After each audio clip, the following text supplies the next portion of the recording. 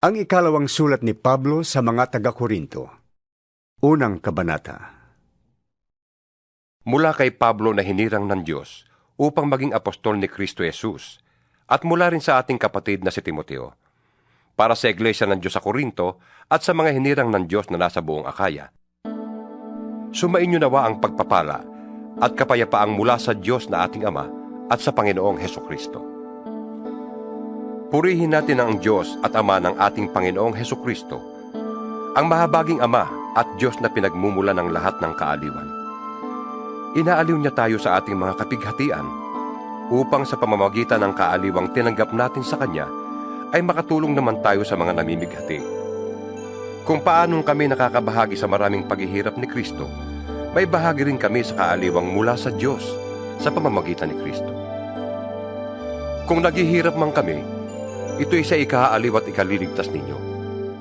Kapag naaaliw kami, kayo ba'y naaaliw rin at lumalakas upang inyong matiis ang mga kapighatiang dinaranas ninyo tulad namin.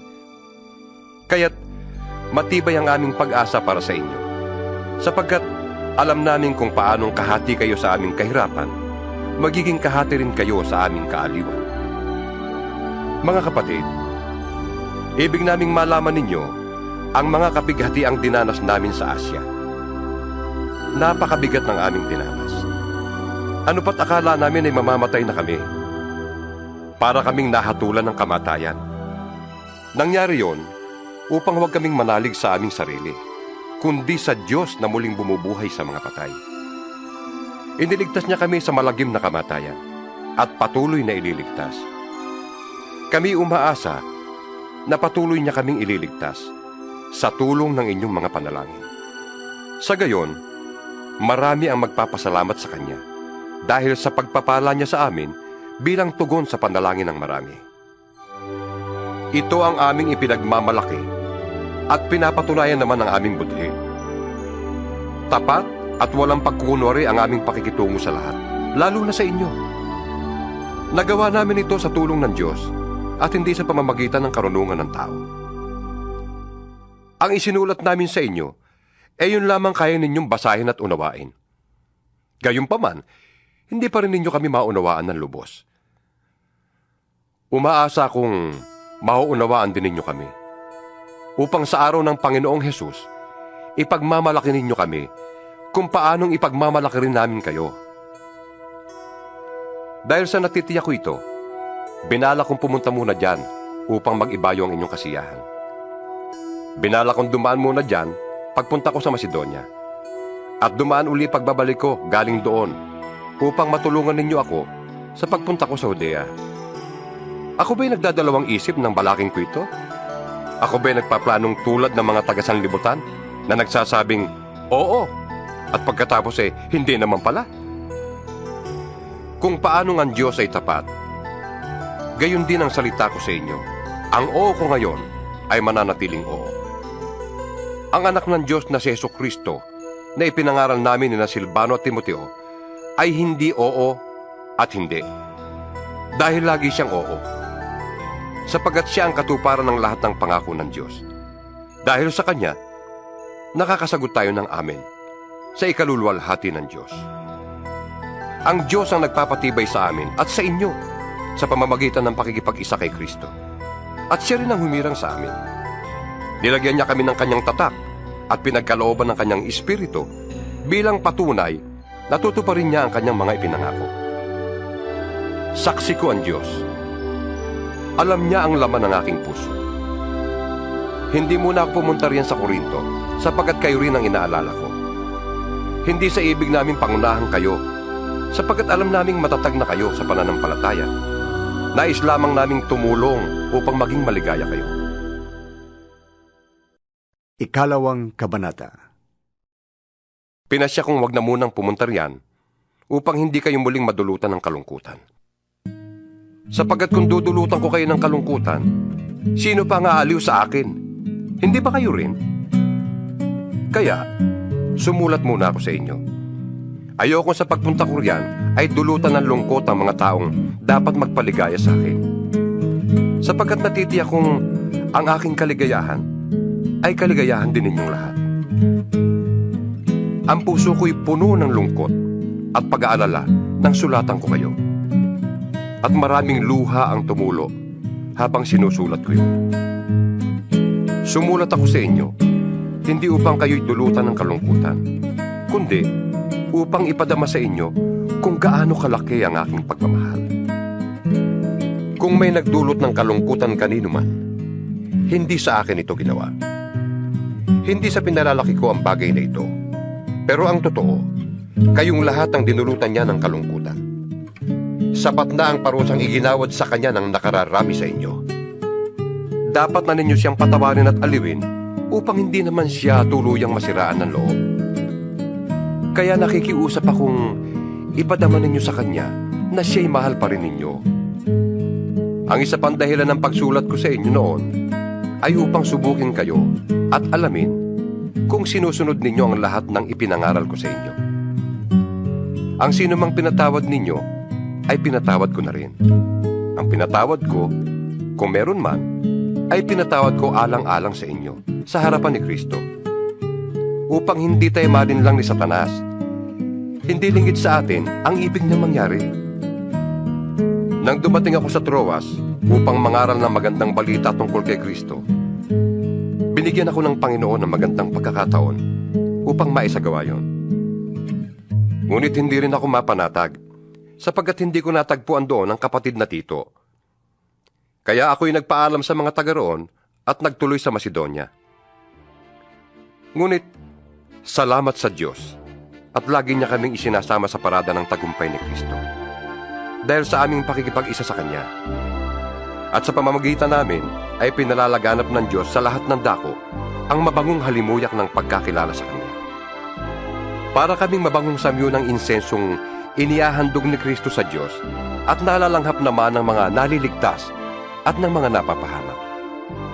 Sa mga napapahamak, ito'y parang alingasaw na nakamamatay. Ngunit sa mga naliligtas, ito'y halimuyak na nagdudulot ng buhay. Sino ang may sapat na kakayahang gumawa ng mga bagay na ito? Hindi kami katulad ng iba riyan na kinakalakal ang salita ng Diyos. Sa halip, bilang sugo ng Diyos at lingkod ni Kristo, buong katapatang ipinapangaral namin ito. Ikatlong kabanata.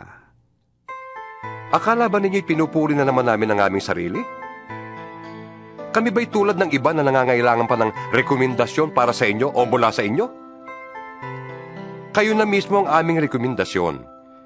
Kayo na nakasulat sa aming puso at makikilala at mababasa ng lahat. Maliwanag na kayo ang sulat ni Kristo. Ang sulat na ipinadala niya sa pamamagitan namin, hindi nakasulat sa tinta, kundi isinulat ng Espiritu ng Diyos na buhay. At hindi sa mga tapis na bato, kundi sa puso ng mga tao. Nasasabi namin ito dahil sa aming pagtitiwala sa Diyos sa pamamagitan ni Kristo. Kung sa aming sarili lamang, ay wala kaming kakayahang gawin ito. Ang Diyos ang nagkakaloob nito sa amin. Niloob niyang kami maging lingkod ng bagong tipan. Isang tipang hindi nababatay sa kautosang nakasulat, kundi sa Espiritu. Sapagat ang kautosang nakasulat ay nagdudulot ng kamatayan. Ngunit ang Espiritu'y nagbibigay buhay. Nang ibigay ang kautosang nakaukit sa mga tapyas ng bato, nahayag ang kalwalhatian ng Diyos. Ano pat hindi matingnan ng mga Israelita ang mukha ni Moises, kahit na ang liwanag na yun sa mukha niya ay nawawala. Kung ang paglilingkod na batay sa kautosang nakaukit sa bato at nagdadala ng kamatayan ay dumating na may kalakip na gayong kalwalhatian, gaano pa kaya ang paglilingkod ayon sa Espiritu? Kung may kalwalhatian ang paglilingkod na nagdudulot ng hatol na kamatayan, lalo pang malwalhati ang paglilingkod na nagdudulot ng pagpapawalang sala. Dahil dito, masasabi nating ang dating kalwalhatian ay wala na, sapagkat napalitan ng higit na malwalhati. Kung may kalwalhatian ng lumilipas, lalong higit ang kalwalhatian ng nananatili magpakailanman. Dahil sa pag-asa namin yan, malakas ang aming loob. Hindi kami tulad ni Moises na nagtalukbong ng mukha para hindi makita ng mga Israelita ang paglipas ng kalwalhatiang yun. Ngunit naging matigas ang kanilang ulo. Kaya't hanggang ngayon nananatili ang talukbong na yon habang binabasa nila ang lumang tipan. Maaalis lamang ang talukbong na yon sa pakikipag-isa kay Kristo. Hanggang ngayon, may talukbong pa ang kanilang isip tuwing babasahin nila ang mga aklat ni Moises. Ngunit kapag lumapit ang tao sa Panginoon, naaalis ang talukbong. Ang Panginoong binabanggit dito ay ang Espiritu. At kung nasaan ang Espiritu ng Panginoon, mayroon doong kalayaan. At ngayong naalis na ang talukbong, nagniningning sa ating mga mukha ang kalwalhatian ng Panginoon. At ang kaningningang yan na nagmumula sa Panginoon na siyang Espiritu ang magbabago ng ating anyo upang lalong maging maningning hanggang maging kalarawan niya. Ika-4 na kabanata. Dahil sa habag ng Diyos, ibinigay niya sa amin ang ministeryong ito, kaya't hindi humihina ang aming loob. Tinaligdan namin ang lahat ng lihim at kahiyahiyang gawain. Hindi kami nanloloko ng mga tao. At hindi namin pinipilipit ang salita ng Diyos. Sa halip, hayagan naming ipinapangaral ang katotohanan. At ito'y alam ng Diyos. Kaya't handa kaming pahatol kanino man. Kung may kalabuan pa ang magandang balitang ipinapahayag namin, ito'y may kalabuan lamang sa mga napapahamak. Hindi sila sumasampalataya sapagkat ang kanilang isip ay binulag ng Diyos ng kasamaan sa daigdig na ito, upang hindi nila makita ang liwanag na magandang balita tungkol sa kalwalhatian ni Kristo na siyang larawan ng Diyos. Hindi namin ipinapangaral ang aming sarili, kundi si Kristo Jesus bilang Panginoon.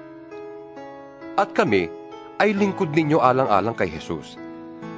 Sapagkat ang Diyos na nagsabing, mula sa kadiliman ay sisilang ang liwanag, ay siya ring nagbigay liwanag sa aming isip upang makilala namin ang kadakilaan ng Diyos na nahahayag sa mukha ni Kristo. Ngunit kaming pinagkalooban ng kayamanang espiritual na ito ay hamak na sisidlan lamang tulad ng mga palayok, upang ipakilalang ang dakilang kapangyarihang ito ay sa Diyos at hindi sa amin. Ginigipit kami sa magkabi-kabila, ngunit di nalulupig. Kung minsan nag-aalinlangan kami, ngunit di nawawalan ng pag-asa.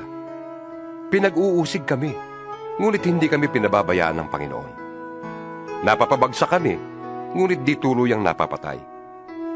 Lagi kong taglay sa aking katawan ang kamatayan ni Jesus, upang sa pamamagitan ng katawan ko'y mahayag ang kanyang buhay. Habang kami ay nabubuhay, lagi kaming nabibingit sa kamatayan, alang-alang kay Kristo, upang sa aming katawang may kamatayan, ay mahayag ang kanyang buhay. At habang ako'y dahan-dahang namamatay, kayo na may nagkakaroon ng buhay. Sinasabi ng kasulatan, nagsalita ako sapagkat ako'y sumampalataya. Sa ganoon ding diwa ng pananampalataya, nagsasalita ako dahil ako'y sumasampalataya. Sapagkat alam naming ang Diyos na muling bumuhay sa Panginoong Hesus ay siya ring bubuhay sa amin kasama niya at magdadala sa atin sa kanyang piling. Ang lahat ng pagtitiis ko ay para sa kapakanan ninyo, upang sa pagdami ng mga nakakatanggap ng mga kaloob ng Diyos, lalo namang dumami ang magpapasalamat at magpupuri sa Kanya. Kaya hindi kami nasisiraan ng loob. Kahit na humihina ang aming katawan lupa, patuloy namang lumalakas ang aming espiritu araw-araw. Ang bahagya at panandali ang kapighati ang dinaranas namin ngayon ay magbubunga ng kagalakang walang hanggan at walang katulad. Kaya't ang paningin namin ay nakatuon sa mga bagay na di nakikita at hindi sa mga bagay na nakikita, sapagkat panandalian lamang ang mga bagay na nakikita, ngunit walang hanggan ang mga bagay na di nakikita. Ika-5 kabanata.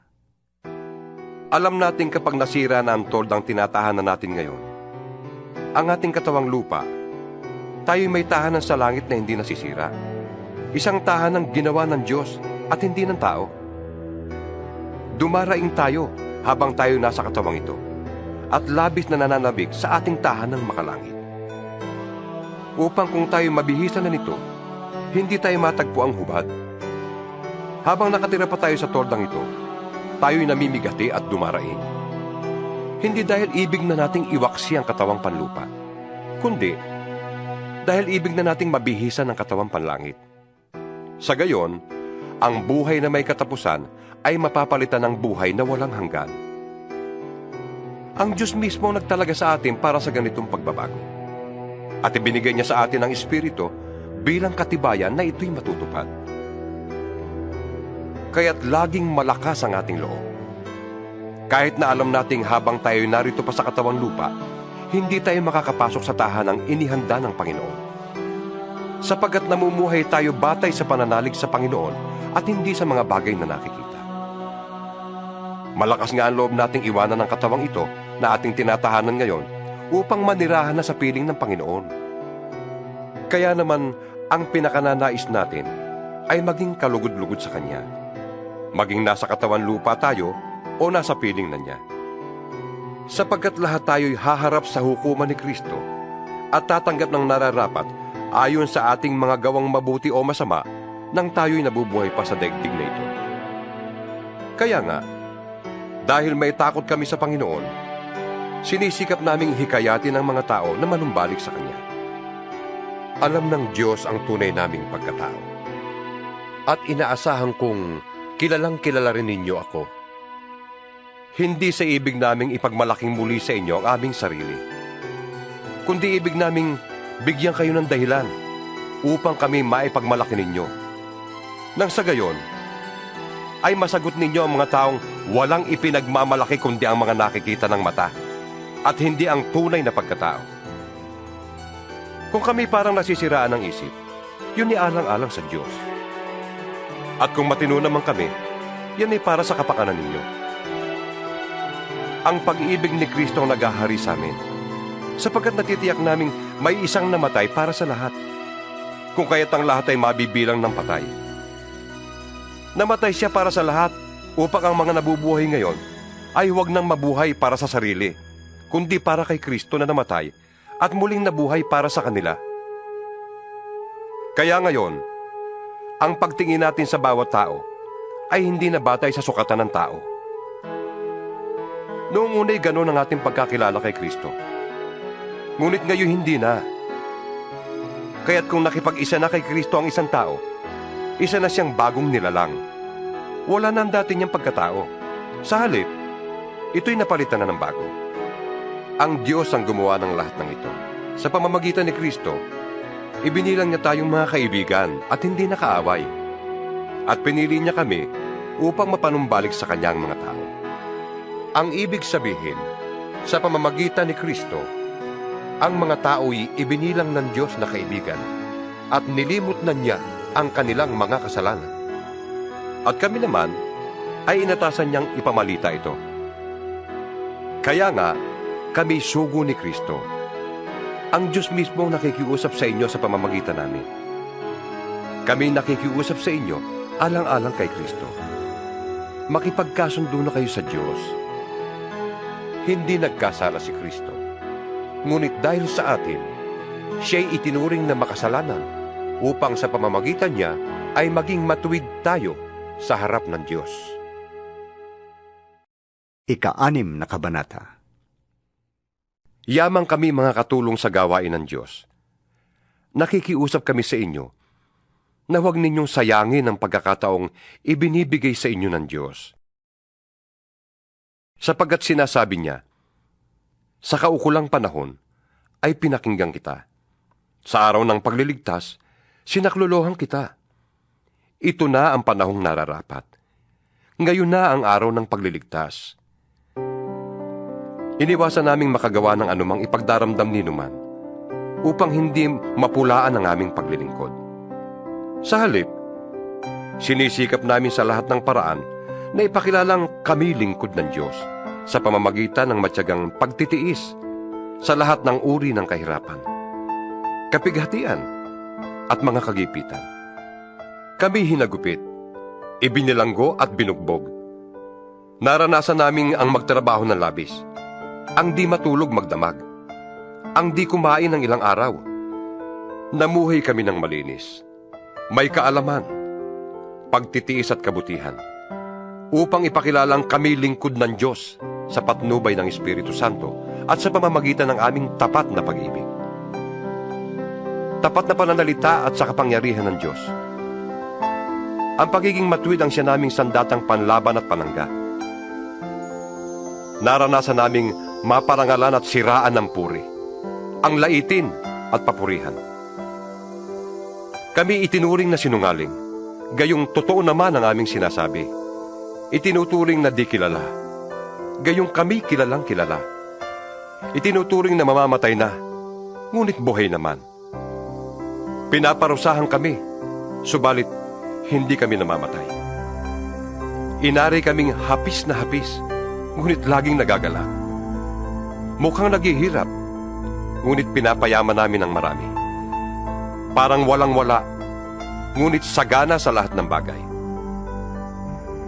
Tapatan ang pagsasalita namin sa inyo, mga taga-Korinto. Ipinakita namin ang aming pag-ibig sa inyo. Hindi namin isinara ang aming puso sa inyo. Kayo nagsara ng inyong puso sa amin.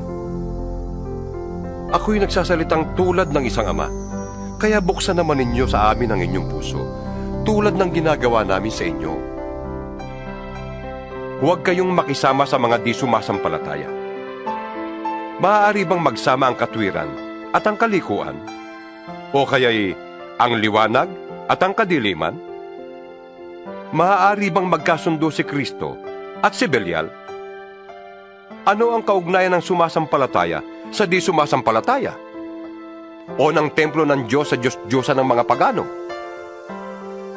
Tayo ang templo ng Diyos na buhay. Siya na rin ang may sabi, mananatili ako at mamumuhay sa piling nila. Ako ang magiging Diyos nila, at sila'y magiging bayang ko. Kaya't lumayo kayo sa kanila. Humiwalay kayo sa kanila, sabi ng Panginoon. Huwag kayong makisama sa anumang karumihan, at tatanggapin ko kayo. Ako ang magiging ama ninyo, at kayo'y magiging anak ko. Sabi ng Panginoong makapangyarihan sa lahat. Ikapitong Kabanata. Mga minamahal, yamang ipinangako sa atin ang mga bagay na ito. Linisin natin ang ating sarili sa lahat ng nakapagpaparumi sa ating katawan at espiritu. Sikapin nating mamuhay ng may takot sa Diyos hanggang sa lubusan nating maialay sa Kanya ang ating sarili. Bigyan ninyo kami ng puwang sa inyong puso. Kailan may hindi namin pininsala, siniraan o dinaya ang sino man sa inyo. Sinasabi ko ito hindi upang hatulang kayo, sapagkat gaya ng sinabi ko, mahal na mahal namin kayo at magkasama tayo sa buhay at kamatayan. Lubos ang aking pagtitiwala sa inyo. Lagi ko kayong ipinagmamalaki. Sa kabila ng lahat naming tinitiis, ang nadarama ko'y kaaliwan. Nag-uumapaw sa puso ko ang kagalakan. Nang kami nasa Macedonia, hindi rin kami nakapagpahinga. Panay hirap ang aming naranasan. Labanan sa kabi-kabila at sindakang naghari sa aming puso. Ngunit ang mga nahahapis ay hindi pinapabayaan ng Diyos. Inaliw niya kami sa pagdating ni Tito. At hindi lamang ang pagdating niya ang nakaaliw sa amin, kundi ang kabutihang ginawa ninyo sa Kanya. Ibinalita niya ang inyong pananabik na ako'y makita. Ang inyong kalungkutan at pagmamalasakit sa akin, kaya't lalo akong nagalak. Hindi ko pinagsisisihan ang pagkasulat ko sa inyo, kahit na nalungkot kayo dahil dito. Nalungkot nga ako nang malaman kong nasaktan kayo ng kaunti dahil sa aking sulat. Ngayon ay nagagalak na ako, sapagkat ang kalungkutang iyon ang ginamit ng Diyos para akayin kayo na pagsisihan at talikdan ang inyong pagkakasala. Kaya't hindi kayo napasama dahil sa amin. Sapagkat ang kalungkutang buhat sa Diyos ay nagbubunga ng pagsisisi at pagbabago tungo sa kaligtasan. Ngunit ang kalungkutang dulot ng mundo ay humahantong sa kamatayan. Tingnan ninyong ibinunga ng kalungkutang buhat sa Diyos. Naging masikap kayo at masigasig na ipakilalang kayo'y walang kasalanan tungkol sa mga bagay na iyon. Namuhi kayo sa inyong sarili. Sinidlan kayo ng takot. Nanabi kayo sa aking pagdating. Nagkaroon ng malasakit at hangaring maparusahan ang nagkasala. Ipinakita ninyo sa lahat ng paraan na kayo'y walang kinalaman sa mga bagay na iyon. Alam ng Diyos na ang pagsulat ko sa inyo ay hindi dahil sa taong nagkasala, ni sa taong ginawa ng kasalanan, kundi upang makita ninyo kung gaano ang inyong pagmamalasakit sa amin. Kaya ang ginawa ninyo ay nagdulot sa amin ng malaking kaaliwan. At nalubos ang aming kagalakan dahil sa kasiyahang nadama ni Tito sa inyong piling. Ipinagmalaki ko kayo sa kanya at hindi naman ako napahiya. Sapagkat kung paanong lahat ng sinasabi ko sa inyo ay totoo, napatunayang totoo rin ang lahat ng sinabi ko kay Tito tungkol sa inyo. At habang iniisip niya ang inyong pagkamasunurin, lalo naman kayong napapamahal sa kanya, hindi rin niya malimut-limutan ang magandang pagtanggap at paggalang ninyo sa kanya. Labis akong nagagalak dahil kayo'y lubos kong mapagkakatiwalaan. Ikawalong kabanata. Ibig naming ibalita sa inyo, mga kapatid, ang nagawa ng kagandahang loob ng Diyos sa mga iglesia sa Macedonia.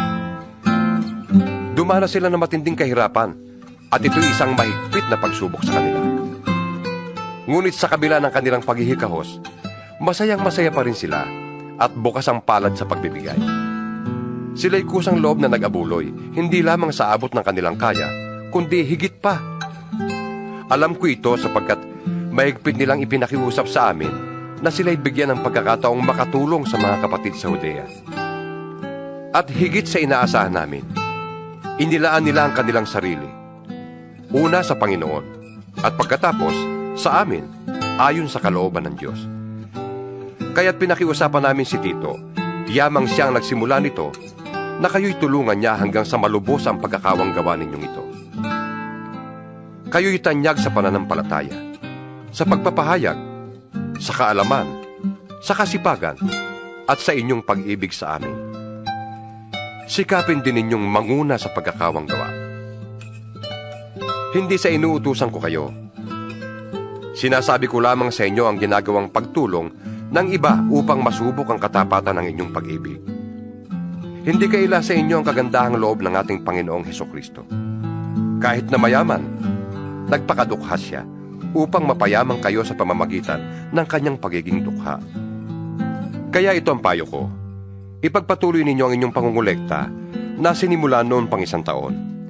Kayong nanguna, hindi lamang sa pagsasagawa nito, kundi maging sa pagbabalak. Kaya't ituloy na ninyo ito. Ang sigasig na ipinakita ninyo noon ay ipagpatuloy ninyo hanggang sa matapos. Magbigay kayo ayon sa inyong makakaya.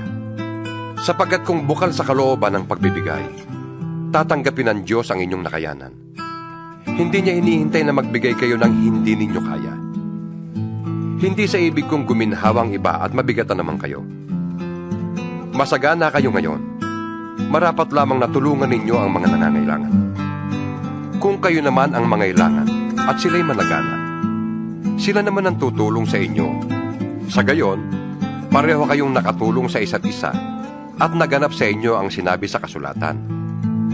Ang nagtipon ng marami ay hindi lumabis, at ang nagtipon ng kaunti ay hindi naman kinulang. Nagpapasalamat ako sa Diyos dahil binigyan niya si Tito ng pagmamalasakit para sa inyo, na tulad din ng pagmamalasakit ko. Hindi lamang niya pinaunlakan ang aming pakiusap, kundi sa kagustuhang makatulong sa inyo, nagpresenta pang siya ang pupunta riyan. Pinasama namin sa kanya ang kapatid na kilala sa lahat ng iglesia dahil sa kanyang pangangaral na magandang balita. Hindi lamang yan, siya'y hinirang ng mga iglesia upang maglakbay na kasama namin at tulungan kami sa pangangasiwa sa gawaing ito. Ang ganitong paglilingkod ay para sa ikadadakila ng Panginoon at sa aming marubdob na hangaring matulungan kayo. Nag-iingat kami upang walang masabi ang sinuman tungkol sa pangangasiwa namin sa malaking abuloy na ito. Ang layunin namin ay magawa ang tama. Hindi lamang sa paningin ng Panginoon, kundi maging sa paningin ng mga tao. Kaya sinusugo namin kasama nila ang isa pa nating kapatid na subok na namin sa maraming pagkakataon. At lalong masigasig sa pagtulong ngayon dahil sa malaking tiwala niya sa inyo. Tungkol kay Tito, siya ang kasama ko at kamanggagawa sa pagtulong sa inyo. Tungkol naman sa mga kapatid na kasama niya, sila'y mga sugo ng mga iglesia sa ikarangal ni Kristo. Kaya't ipadama ninyo sa kanila ang matapat ninyong pag-ibig, upang makita ng mga iglesia na hindi kami nagkamali sa pagmamalaki tungkol sa inyo. Ikasyam na kabanata. Hindi na kailangang sumulat pa ako sa inyo tungkol sa pagtulong sa mga kapatid sa iglesia sa Judea. Alam kong handa na kayong tumulong, kaya't ipinagmamalaki ko kayo sa mga taga-Macedonia. Ang sabi ko, handa na kayong mga taga-Akaya noong pang nakaraang taon. At dahil dito, lalo silang sumigla sa pagtulong. Kaya't pinauna ko riyan ang mga kapatid na ito upang hindi kami mapahiya sa aming pagmamalaki tungkol sa inyo at nang maihanda na ninyo ang inyong tulong gaya ng sinabi ko.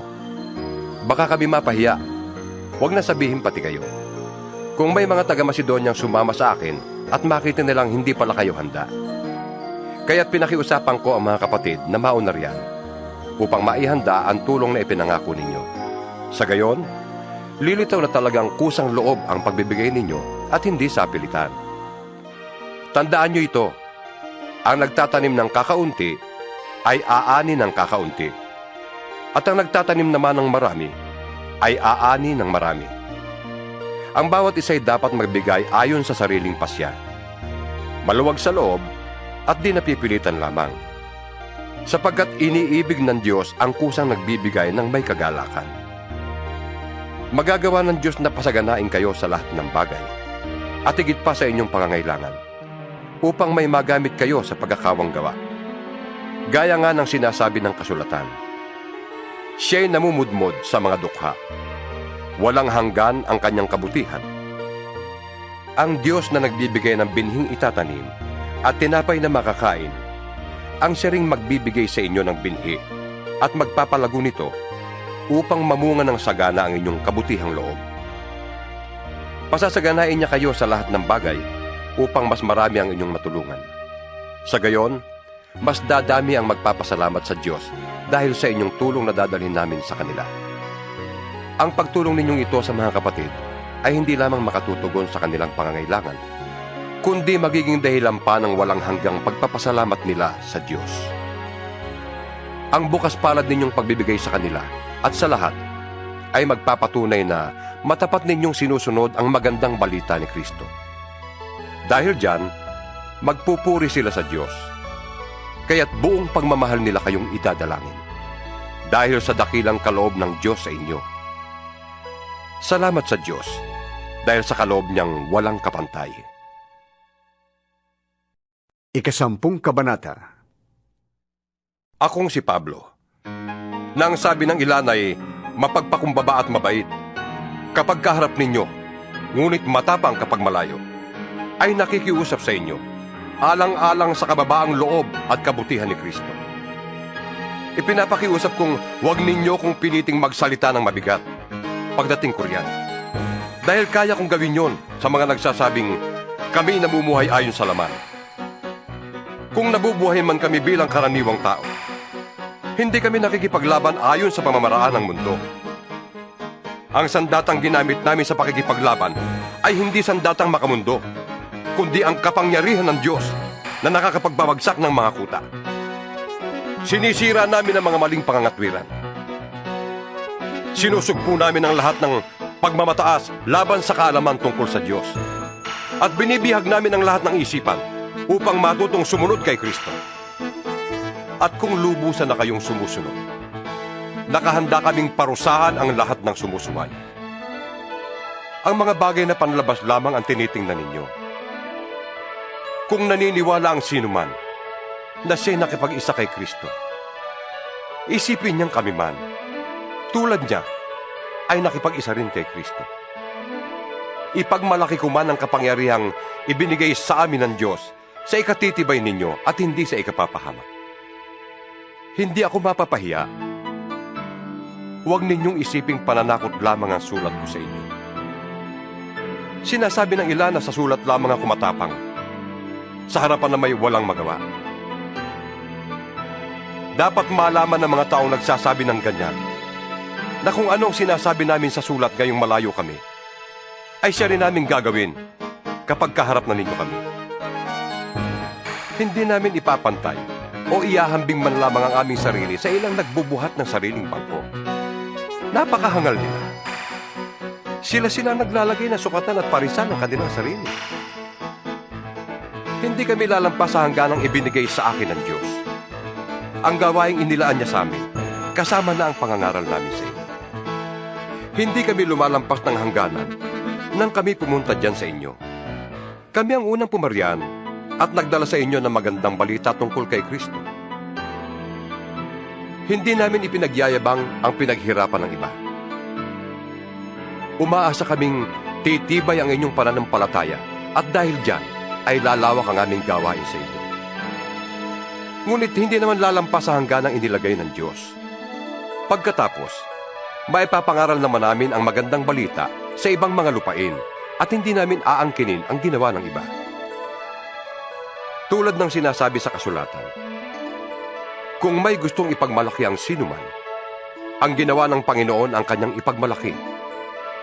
Ang pinaparangalan ng Panginoon ay ang mga taong karapat-dapat sa kanyang kalooban at hindi ang pumupuri sa sarili. 11 kabanata. Ipagpaumanhin ninyo kung ako'y nag-uugaling hangal. Ang pagmamalasakit ko sa inyo'y katulad ng pagmamalasakit ng Diyos. Ang katulad ninyo ay isang malinis na dalagang ipinakipagtipan ko sa isang lalaki. Walang iba kundi si Kristo. Ngunit, nag-aalala akong baka malaso ng inyong isipan at mailayo kayo sa tapat at dalisay na pananalig kay Kristo. Tulad ni Eva, nanalin lang ng ahas. Sapagkat malugod ninyong tinatanggap ang sinumang dumarating at nangangaral ng ibang Jesus kaysa sa ipinangaral namin. Tinatanggap ninyong espiritu at aral na iba sa itinuro namin sa inyo. Palagay ko na may hindi ako pauhuli sa magagaling na mga apostol na yan. Maaaring hindi ako mahusay magsalita, ngunit hindi naman kapos sa kaalaman. Ipinakilala ko ito sa inyo sa lahat ng pagkakataon. Ipinangaral ko sa inyo ang magandang balita, ngunit hindi ako humingi ng kabayaran. Ako'y nagpakababa upang maitaas kayo. Masasabi bang kasalanan ang ginawa kong ito? Ibang iglesia ang nagbibigay sa akin ng mga kailangan ko noong ako'y naglilingkod sa inyo. Parang inaagawan ko sila. Matulungan lamang kayo. At nang ako'y kapusin dyan, hindi ako nakabigat kanino man sa inyo, sapagkat dinalhan ako ng tulong ng mga kapatid sa Macedonia. Mulat sa pulay, iniwasan kong makabigat sa inyo sa anumang paraan. At yan ang gagawin ko habang panahon. Habang ang katotohanan ni Kristo ay nasa akin, hindi ako titigil sa pagmamalaking ito kahit saan dyan sa Akaya. Bakit ko ginagawa ito? Dahil ba sa di ko kayo mahal? Alam ng Diyos, mahal ko kayo. Ngunit patuloy kong gagawin ang ginagawa ko ngayon upang huwag magkaroon ng katwiran ang mga namamalita na ang paglilingkod nila ay tulad ng aming ginagawa. Hindi sila tunay na apostol, kundi mga nandaraya lamang at nagkukunwaring mga apostol ni Kristo. Hindi ito dapat pagtakhan, sapagkat si Satanas man ay maaaring magkunwaring anghel ng kaliwanagan. Kaya hindi katakataka na magkunwaring lingkod ng katwiran ang kanyang mga lingkod. Ang kanilang kahihinatnan ay ayon lamang sa kanilang mga gawa. Inuulit ko, huwag isipin ninyo man na ako'y hangal. Ngunit, kung ganoon ang akala ninyo, tatanggapin ko na, upang ako man ay makapagyabang tulad ng isang hangal.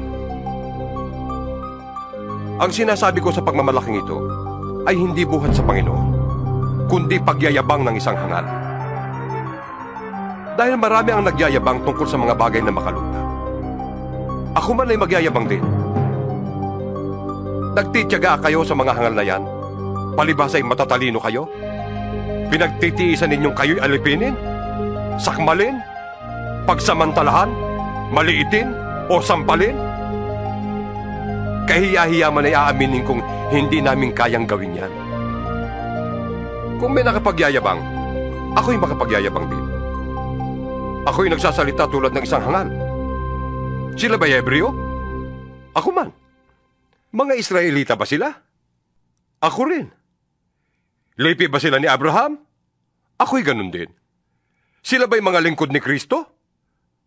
Nagsasalita akong parang isang baliw.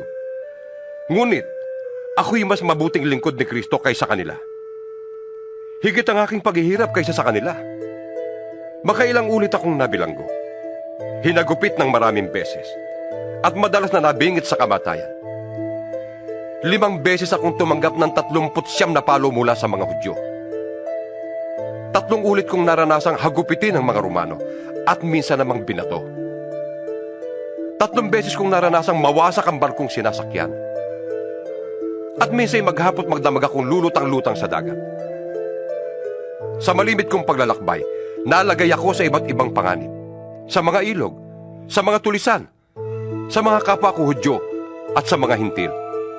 Mga panganib sa lungsod, sa ilang, sa dagat, sa mga nagpapanggap na mananampalataya. Naranasan ko rin ang labis na hirap at pagod, malimit na pagpupuyat, matinding gutom at uhaw. Naranasan kong ginawin, ngunit wala man lamang maibalaban. Bukod sa lahat ng yan, ay inaalala ko pa araw-araw ang mga iglesia. Kung may nanghihina, karamay nila ako.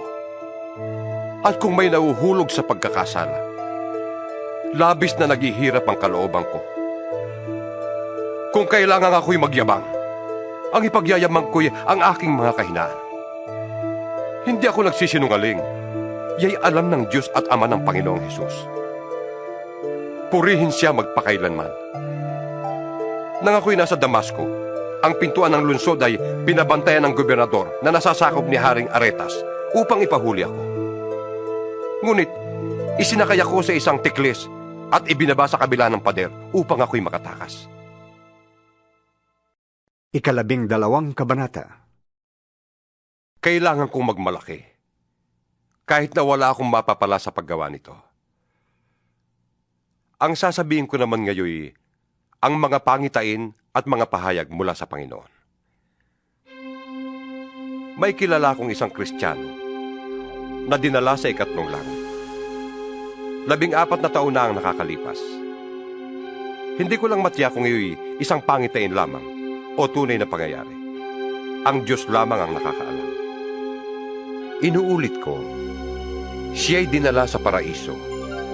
At tulad ng sabi ko, ang Diyos lamang ang nakakaalam kung ito nga'y isang pangitain o tunay na pangyayari. Ang Diyos lamang ang nakakaalam. Nakarinig siya roon ng mga bagay na di kayang ilarawan ng salita at di dapat bigkasin ni numan. Ipagmamalaki ko ang taong yon at hindi ang aking sarili, maliban sa aking mga kahinaan. At kung ako'y magmalaki man, hindi ako lalabas na hangal, sapagkat totoo ang sasabihin ko.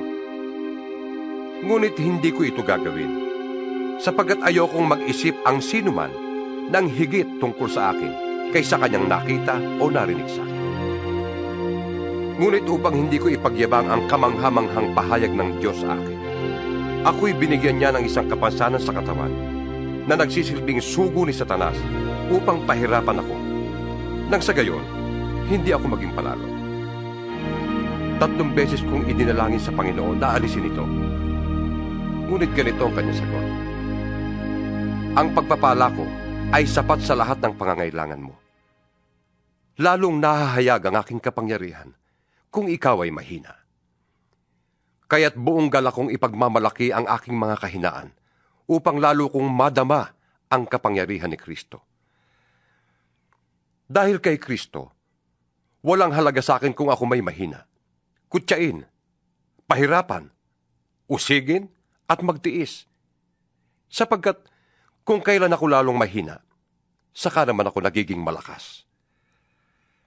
Ako'y nag-asal hangal, ngunit kayong nagtulak sa aking gumawa niyon. kayo sana ang dapat pumuri sa akin. Dahil kahit na wala akong kabuluhan, hindi naman ako nauhuli sa magagaling na apostol na yan. Buong tiyaga kong pinatotohanan sa inyo na ako'y isang tunay na apostol sa pamamagitan ng mga himala at iba pang mga kamangha-manghang bagay. Paano nakalamang sa inyo ang ibang mga iglesia?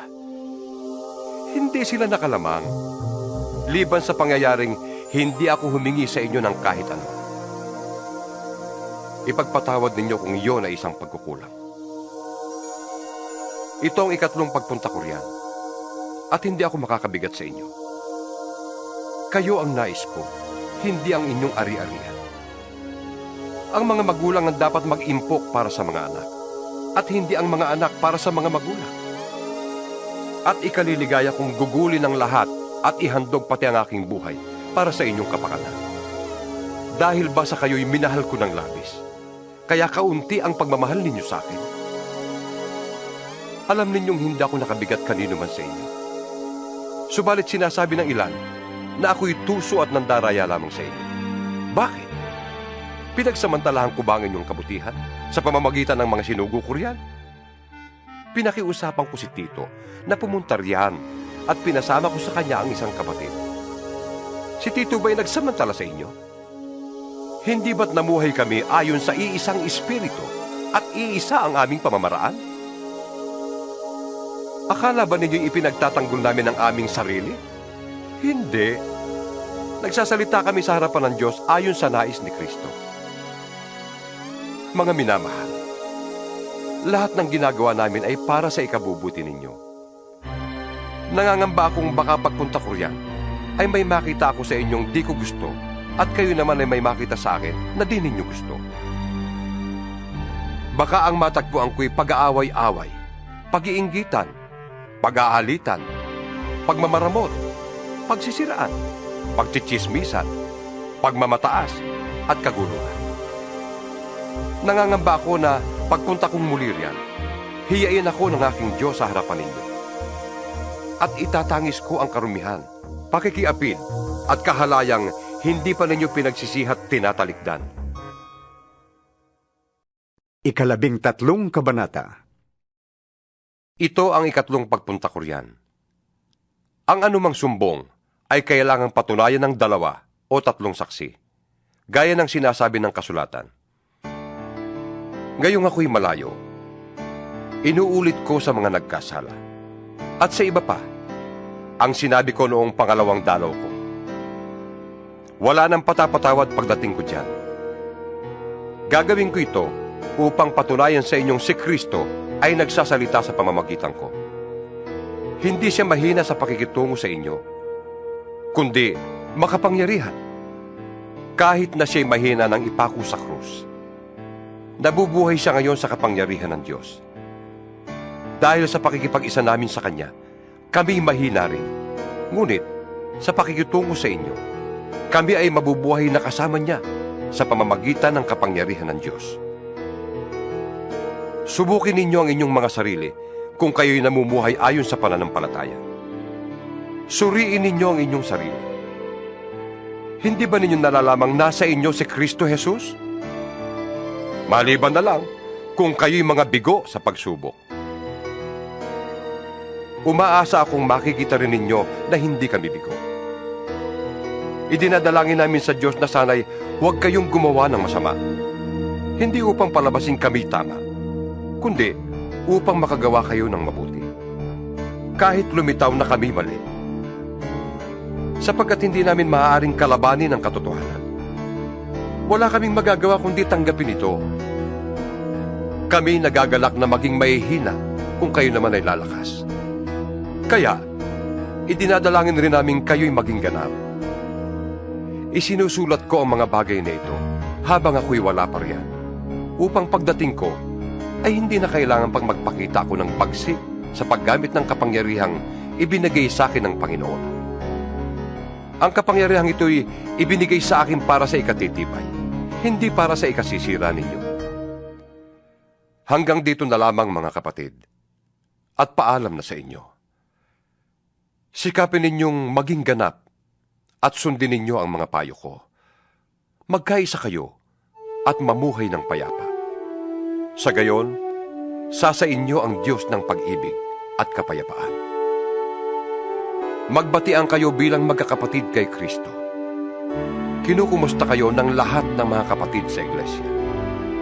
Naway sumainyong lahat ang pagpapala ng Panginoong Hesukristo, ang pag-ibig ng Diyos at ang pakikipag-isa ng Espiritu Santo.